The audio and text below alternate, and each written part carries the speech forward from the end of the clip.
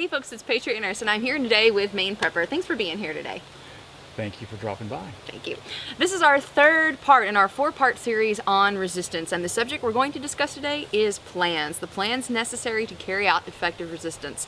Luckily, we have a subject matter expert here because this is what you did in Special Ops. Is that correct? Part of it, yes, Yeah. indeed. Thank Awesome. you. I've spent about 10 years in civil affairs community, civil affairs psychological operations, and one of the things we dealt with was infrastructure redevelopment and also counterinsurgency. So we'll talk a little bit more about that in a moment, because counterinsurgency is something you'll need to be aware of if you're part of the group that's trying to, well, survive and resist. Sometimes the resistance is just on the level of trying not to be put into a prison camp, such as the Jews were during the World War II period, to be exterminated or worked like slaves or stripped of their human dignity. And so sometimes your resistance may be as non-idealistic as simple survival. And that's good, because at the end of the day, just getting through an event is a lot better than dying during the middle of it and hanging on to some idealism that you really can't support or sustain. That's good points. So one of the things that we did to kind of pregame for our video series was we both sat down and watched the documentary called Resistance, which I endorse and recommend. You can find it on the website, the PatriotNurse's bookshelf. But we were taking notes during the documentary, looking for themes, for common themes that were reinforced not only by what we had both seen, but also what history recounts as something that happens whenever folks get together and resist. And one of the things that we both noticed when we were watching the video was, first off, if you didn't have a weapon, you were worthless. And that is actually a direct quote from Vitka Kovner, and she was one of the Jewish partisans who resisted the Nazis. But she said, and I remember this very clearly, if you didn't have a weapon, you were worthless. So what do you have to interject into that based on your experiences and what you've seen? That's a good point, and most of us in America, at least, are very reticent of the importance of not being disarmed, and hence the focus, at least on this channel, as well as on Patriot Nurses and many others out there, James Yeager and the rest.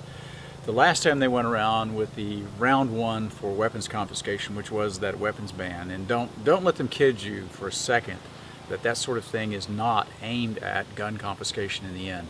That's just round one. They're getting the camel's nose into the tent. So we rightly resisted that because we know that once you have no weapons, you are essentially what? Defenseless and worthless. Defenseless and worthless. And you don't want to be in that situation. If for some reason you wind up in that condition, your first rule of business, other than just not get killed, if you're going to fight back, you're going to have something to do it with. And even with a modern army, you can get some traction even with simple weapons. Yeah.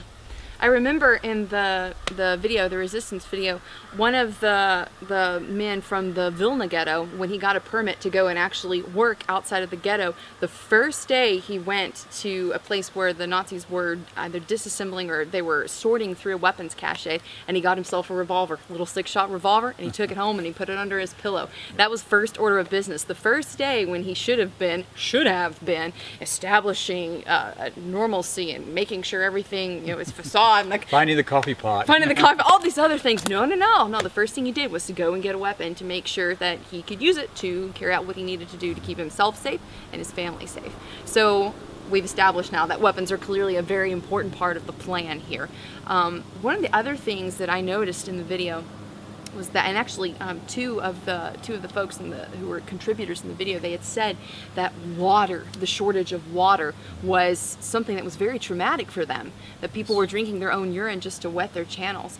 But it brings, I think, into focus that water is so necessary not only for our own health and well-being, but also it is a critical component of being able to carry out operations for resistance. And that's some place we want to hand that back to you a little bit. Could you speak a little bit about water and the importance of clean water, just as opposed to any old water? Well, for sure. Yeah, if you're trying to mount an effective resistance against an opposing force, whatever, a sure way to lose is to get your people sick with contaminated water.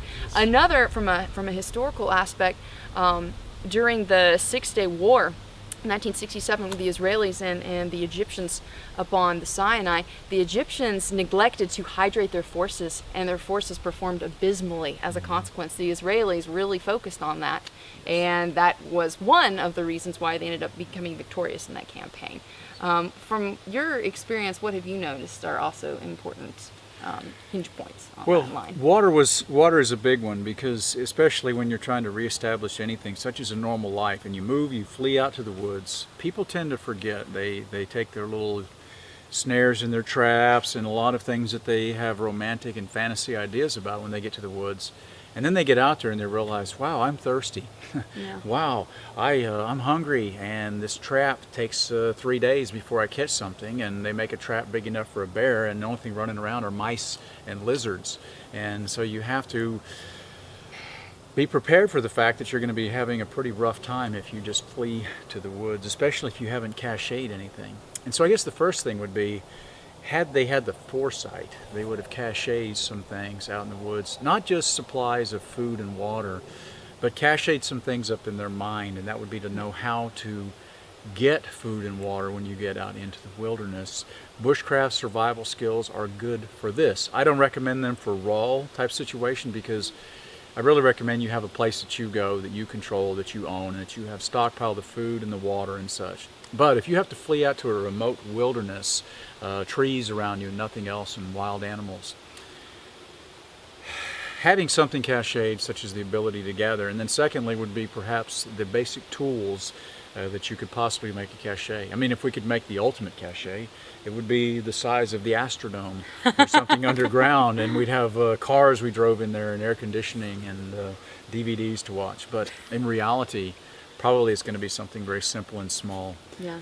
I think a cache, to add to that, a cache, it gives you options, because let's assume here that the best laid plans that we have, that they go awry or they don't do what we thought they would do, or they were not executed properly. Having different caches allows you to have a fallback, allows you to have places to go whenever things don't unfold as we like, and in doing so we don't sacrifice all our supplies. So from personal experience, I can relate to you stories of my students. When I've come across the country, I've actually had multiple students who, for one reason or another, have had their primary bug out location, their home that they live at, either go up in flames because of a fire or be washed away because of a flood, and with it went all of their supplies, all of their plans, all of their preparations, boom, gone. So I would encourage you, not just from a high-speed death machine operator standpoint, but from a practicality standpoint, don't have all your eggs in one basket. Make sure that you have your stuff, the important things to you, strategically placed in different locations. That way, if something happens, you have a fallback to go to that's decently stocked. Yes.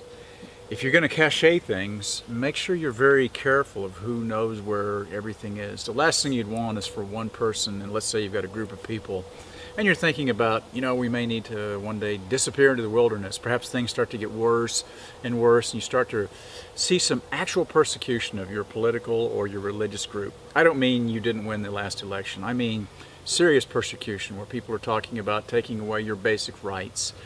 That's kind of the warning call, the writing on the wall. It's time to start preparing. Hopefully, you're still engaged politically and you're still fighting the fight there. But if you see that happening, that's kind of a warning sign that you need to start setting things aside. On that note, I don't really see us today at the filming of this video in September of 2013 with widespread persecution of anybody. There's might be somebody picking on somebody somewhere else, but there's not a national campaign to persecute everybody of a certain religious or political affiliation per se. Not yet. Not yet, but history is what? Cyclical. And as such, it's going to repeat itself, and what do people always do? Make the same mistakes. We were talking again. about that. People just seem to not get it. And I think part of it is our optimism, right? As in, we think we fixed that problem. We've done away with that human tendency to tyrannize other people. I think part of it is optimism, and I think part of it is myopic focus of the human mind. We only are focused, and honestly, we only have the mental faculties, the wherewithal, the resources to focus on things of most immediate import. So it's natural that history and an accurate appraisal of history kind of gets tossed to the wayside when you're looking at paying your bills, making your kids lunch for the day, making sure that your parents are cared for in their old age, things like this. So, people's focus tends to wane, but we do need to pay attention to it. We do need to stay vigilant, and we do need to make sure that we are caching resources at appropriate locations for future use and to give us options. When all else fails, having a cache, having strategic placements of your supplies outside of your primary location, it gives you options, folks, and options are golden, especially in a disaster when you feel backed up against a wall. Yes. So what other aspects do we need to consider, especially with execution of logistics and making sure they're well coordinated? Resupply. Resupply is going to be huge, and this is where I'll speak a little bit more in regards to counterinsurgency. One of the things that we teach to do on the non-kinetic side, that means the non-bang-bang side, is the way that you defeat the insurgents is to simply dry up their supplies. You simply take away their support. What an insurgency needs, and you can backwards engineer this, because you would be an insurgency to the oppressive government that is essentially tyrannizing you and driven you into the forest. What they need is they need supplies, and they need support, and they need locals just to look the other way and not turn them in when the soldiers come by with their patrols. And it takes a lot of supplies to put an army or put a group of people in the field. Folks don't calculate just how much food and water that is. And there's no way that you could stock that up. And even if you had a camp, let's say of 50 people out in the woods, and that's men, women, and children, okay, that's just a few families, and you're trying to hide and you're trying to survive, that is a lot of game you have to go out and kill every single day. Going out and stealing from the local farmers, that starts to show up, and that means the local farmers start to turn you in. And they'll go out there and see, and especially if times are hard and you go into someone's garden and you take a turnip, they'll know that turnip didn't just jump out of the ground and fly off into the sky. It didn't excavate itself. And run away. Oh my God, before we get eaten, let's run away. So to backwards engineer that, what can you do? The first thing to do is you'll need to win over the locals, some sort of sympathy or support. And some of them are not going to be sympathetic. They may be the very ones that are turning you in. If it's some sort of an ethnic persecution, obviously, if they're not of the same ethnicity as you, they may be somewhat inclined, but if they're part of the ethnicity that is persecuting you, they're even more inclined, so you'll need to be careful of that. If it's a religious or any other sort of persecution. If it's a political one, it's not so easy to just look at someone and tell. You can't go, hey, that's a Republican, I can tell by his haircut, and that's a Democrat, I can tell by his shoes. You can't do that on sight. That's something that's determined by meeting.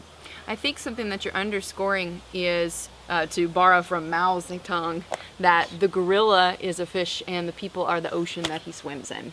Perfectly said. Yes. Absolutely. And that's what we used to teach at counterinsurgency at JFK Special Warfare Center and School. That very quote, we used it. So to be wise about this, I think it's important to underscore this, to win over the local populace, but also to network, and to network wisely and effectively now. And do not wait until things start to get dicey before you're making those connections, because people are already going to be on edge at that time, and having pre-existing solid relationships built with people who are key along supply points, the farmer, the dude who owns the hardware store, the local gunsmith, all of these people who are integral to your survival plan working. You need to have that network built ahead of time, which I think that right there will segue perfectly into our fourth and final portion of resistance, which is the personnel. But before we get to that, we will talk about the personnel exactly on that level, and we're going to talk about how essentially America, especially because of our new culture, we're less tied in. Up here where I live, the people are a bit more tied in with each other, and these folks have known each other all their lives. Most Americans can't say that. Most Americans don't know their neighbor very well, and they don't know the people in the area. They don't know who the local blacksmith is. Well, the equivalent of a blacksmith. They don't know who the local machinist is. They don't know who has a farm. They don't know any of these things. You know very few people except outside of your suburban life, and that's the way I lived for many years, and most people live today. So we're going to talk about that one in the next video. Awesome. We'll see you guys then. Thank you.